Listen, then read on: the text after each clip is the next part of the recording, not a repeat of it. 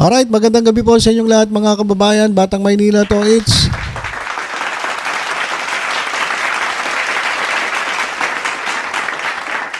meron po isang SMNI News mga kababayan. Ito pong mga litratong ito. Yan. Yan po yung nasa ating screen. Yan po ay litrato ng pagkakahuli sa isang personalidad. Ayan mga kababayan. Ayon po sa report ng SMNI, ayan nahuli ng Special and Intelligence Committee for Transportation o SAICT ang convoy ni Quezon City 2nd District Representative Ralph Wendell Tulfo, anak ni Senator Raffy Tulfo, dahil sa paggamit ng bus lane sa EDSA noong January 23, 2025. So yung pangyayari ay 23, 27, 4 days ago, mga kababayan, 4 days ago nangyari yung insidente. At dahil nga po sila dumaan sa bus lane, automatic huli po yan. Wala namang sinisino dyan eh. Ang nangyari, tinikita ng driver na si Kenneth D. Guzman. Pati na rin ang sasakyan na may logo ng House of Representatives. Okay. Basahin lang natin yung ilang reaksyon ng ating mga kababayan. Dapat daw i-impound ang sasakyan porke anak ng senador, special treatment. Saan ang tatay na mahilig mambara? Akala niya siya ang bida at hindi kastiguhin ang anak. Ang hirap. Ang hirap basahin mga kababayan. Para akong nag-i-interpret eh. Kasi mali-mali yung grammar eh. Buti na lang kahit papano naiisip ko kung ano yung gusto niyang sabihin. So bakit daw hindi in-impound yung sasakyan? Special treatment. Wala naman ako nakitang special treatment kasi tinikitan nga eh. Special treatment kung hindi tinikitan. Di ba? Special treatment kung pinadaan lang. Pagkadaan sa bus lane, hinayaan lang umalis. Ayun ang special treatment. So wala akong nakitang special treatment. Sigurado maraming mag-react dito na naman. Sabihin kinakampihan ko itong mga Tulfo. Hindi po. Doon lang po tayo sa sa totoong nangyari. 'Di ba? Kasi wala naman ako nakita talagang special treatment kasi tinikitan nga eh. 'Di ba? Pag tinikitan ka, may special treatment ba 'yon? Wala sigurong special treatment 'yon kasi tinikitan ka nga. Okay. May nagsabi naman, okay lang 'yan, Kong at Senador. Tahimik ang media diyan. Bakit kailangan pang i-media? Malaking issue ba to? Tanong ko lang mga kababayan, malaking issue ba to? Mas importante ba to sa tumataas sa bilihin natin? Mas importante pa ba to sa nangyayaring mga nakawan dito sa ating gobyerno? Sa tingin ko hindi. Pag dumaan sa bus lane, yung hindi mga politiko, hindi issue. Pero pag politiko, issue. Sa totoo lang naman mga kababayan, para sa akin, po ito issue kasi napanagot naman eh. Natikita naman eh. Di ba? So para sa akin, hindi ito masyadong malaking issue. Naku, kawawang traffic enforcer pag-iinitan yan. Wala naman ako nakita na pinag-initan. Wala namang nabalita kasi kung pinag-initan yung traffic enforcer, malamang marami na ng mga marites na nagbibideo. At malamang, napag-usapan na to sa social media. 23, 27 na ngayon, tahimik eh. Ako nga, nagtataka dito sa SMNI, bakit pa nila ipinost to? Matagal na ito. At natikita naman. So yung proseso ng paghuli, okay naman, wala naman naging problema. Di ba? So SMNI, ano yan? Mukhang meron bang nasa likod ng pag-post ninyo para palabasin na abuso itong mga Tulfo. Kasi meron ako nabasa rito May nabasa kasi kung comment dito Itong sabi, abuso daw. Wala naman ako nakitang pag-aabuso kasi nga natikitan nga eh. 'Di ba? Hindi katulad nung nangyari dun sa sa mga gatsalyan. Kung saan hinuli, inatrasan, tinakbuhan, at nag-bad finger pa yung nasa likod. At nalaman na yun pala ay pag-aari ng mga Gatchalian. Ibig sabihin, pamilya ng senator ni Win Gatchalian. Kaya nga number 7 yung nandun senator Hindi naman ganun yung nangyari. Ito, dumaan sila sa bus lane at pagkatapos nahuli sila, tinikitan. Nagbayad naman Ito nga, may mga Ayan mga kababayan, tinikitan sila.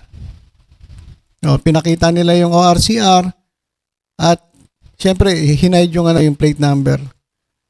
Tapos, ayan mga kababayan, tinikitan sila, may ticket. Ito yung ticket, tingnan nyo yung mouse ko, yan. May ticket, pinag-bayad sila.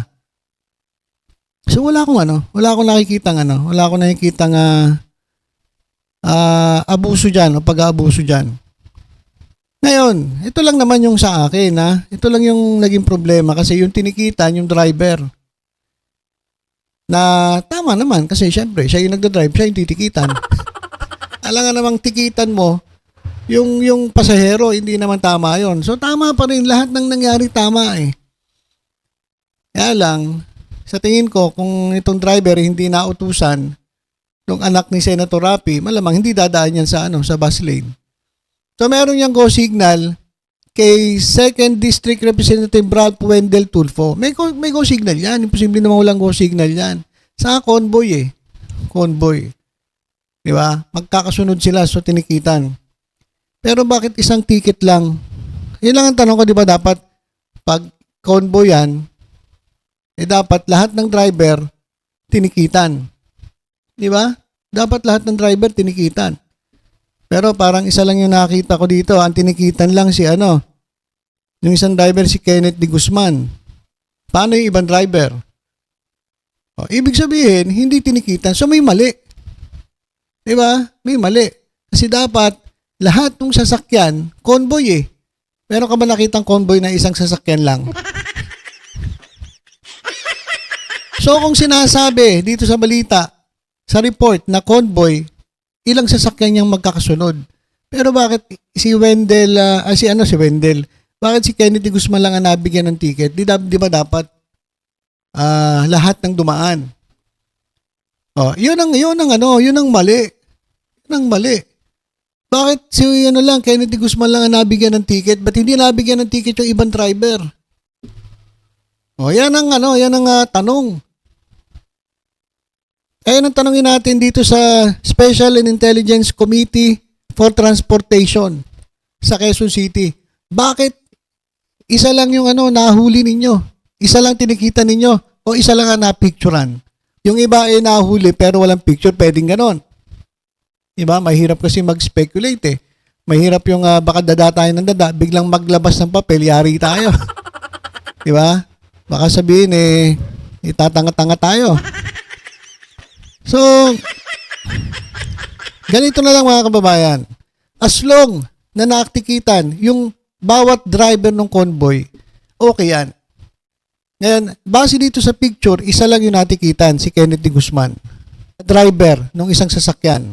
At malamang at sa malamang, may go signal yung kanilang bossing. Kaya sila dumaan sa bus lane. Siguro nagmamadali. Kumbaga parang sabi ng congressman, sige, daan ka dyan. Ikaw naman mahuhuli, hindi naman ako So, kawawa naman yung mga driver. Kawawa naman yung mga driver ng politiko kapag ganyan. Pero mo padadaanin mo, tapos sila yung, kumbaga may hirapan. Sasarap kayo. Pag sa hirap, driver ninyo. Walang dyo yan. So, yun lang yung tanong ko.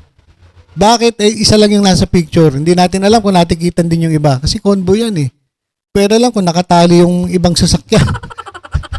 At ang nagdadrive lang, ito si Kennedy Guzman. Pero iba-iwala yun So dapat pinakita rin yung ticket ng iba't ibang mga sasakyan na bahagi ng convoy ni Representative Ralph Wendell Tulfo para maano naman ang taong bayan. Kasi kaya kayo nasasabi ang abuso Kaya kayo nasasabi ang mga tulongges Kasi nga, bagamat nahuli kayo, bakit isa lang yung natikitan? Dapat lahat. 'Di ba? Kapag ganun na nangyari, yun, merong pang-aabuso. Merong mali. Pero kung natikita naman lahat, wala lang picture, okay lang yan. So, yan ang gusto malaman ng taong bayan. pakita ninyo yung picture nung natikitang ibang mga drivers ng convoy ng anak ni Senator Rapi Tulfo. Di ba? Oh, doon magkakaroon ngayon ng vindication. At pwede nating masabi na okay lang, siguro may dahilan naman ba't dumaan doon, siguro nagmamadali o kaya na i-EBS na. Kaya doon dumaan, baka na i-EBS na si congressman, kaya doon dumaan. Kaya lang nasakripisyo yung driver. Yung kanyang lisensya ay nasakripisyo at nagka-record. Pero alam niyo mga kababayan, madali lang yan eh. Kapag mga opisyalis yan, lalong-lalo na, di ba, committee si ng public transport, tama po ba ako? Di ba, binabangaan, kumbaga nakikipag-ugnayan siya sa LTO para dun sa sa palpak nila nga pagpapatupad nung change of ownership. Di ba, nahinto yan? So, malakas ito sa LTO. Kaya kung mahuli man, pagpunta sa LTO, baka naman, sige na, okay na yan. Inarbor na ni Senator yan. Pwedeng ganon. Pwede natin sinasabi na ganon. Eto, pag nalaman to ni Libayan, sigurado patay ka na naman Tulfo eh. Babanatan ka na naman ni Libayan. Di ba? Ganon yan eh. Eh tayo, gumigit na lang tayo. Binalita ng SMNI 4 days ago yung pangyayari. Pinakita naman, para sa akin, walang pang-aabuso kasi may ticket.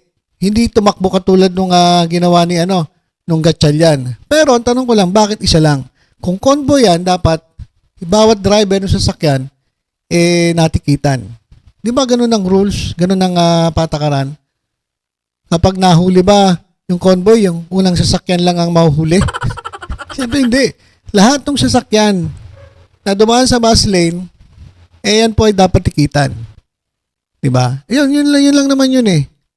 So wala pa pong pahayag si Senator Tulfo ukol sa insidente. Pero kung ako kay Senator Tulfo, di pagalitan na lang yung anak niya. Bakit ka dumaan doon? Kasi kayo po bilang mga lingkod bayan, kayo po bilang mga politiko, kayo po bilang mga government officials, kinakailangan po ay mag-set po kayo ng halimbawa na gagayahin ng mga Pilipino. Kasi kung kayo pasaway, di may dahilan yung ibang tao sasabihin eh. Senator nga, anak nga ng senator, dumadaan dyan eh. Tapos kami hindi pwede. Hindi, dumaan ka para matikitan ka. Kasi may ticket naman eh. Di ba? So, iba-iba po kasi. Hindi natin pwedeng, husgahan eh. Oh, pwedeng nagmamadali sila, sobrang nagmamadali kasi atin ng hearing dyan sa House of Representatives. Pero hindi rin dahilan yun, di ba? Kasi unang-una, alam mo may hearing ka eh. Tapos, dalakad ka ng alanganin na traffic. Tapos, dadaan ka sa bus lane. Mali pa rin. Wala talagang lusot. Talagang mali ang pagdaan sa bus lane. Kaya nga, natikitan. Kaya lang, kawawa yung driver. Kasi, kung inutusan siya ni congressman, dumaan ka dyan sa bus lane, sige, ako bahala sa'yo. Ayan, tinikitan. Ay, siya siguro bahala sa bayad, pantubos. Di ba? So, ilang mga kababayan, abangan natin kung ano sasabihin ni Senator Tulfo tungkol dito. Kasi SMNI eh. Mukhang SMNI Mukhang bakit nyo ipinost to? 4 days ago pa to.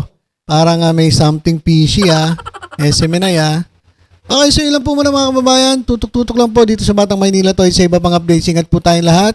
God bless po.